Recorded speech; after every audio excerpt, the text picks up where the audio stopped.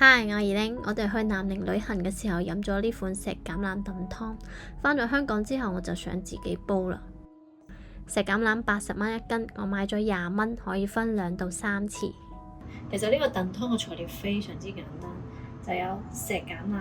石橄欖比較難揾嘅喺香港，但係咧你買嗰啲煲湯材料嗰度咧，你問佢咧應該都有嘅。跟住羅漢果，羅漢果咧1/4個就得啦，唔好擺太多，如果咪會好濃㗎。跟住呢個係豬展、瘦肉或者係豬骨都得，跟住擺2隻雞腳落去。石橄欖好難洗㗎，要提前浸30分鐘。燉湯嘅時候呢，唔好擺太多，如果唔係驚燉出嚟會好苦。豬展凍水落鑊出水，水滾之後將啲雞腳剪咗指甲佢，再擺落去一齊出水，撈起身洗乾淨備用。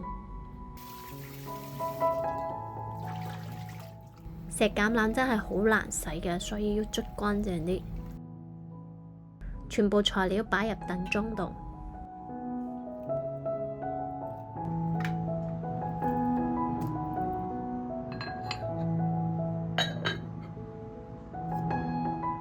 電子煲隔水燉3個鐘。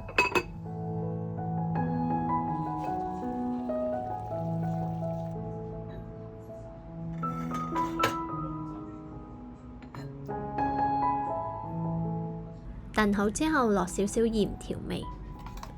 呢款湯水可以止咳化痰、舒緩喉嚨痛，好啱上火啊、熱氣嘅時候飲。自己燉嘅更加真材實料，你哋都快啲試下啦！我哋下期見。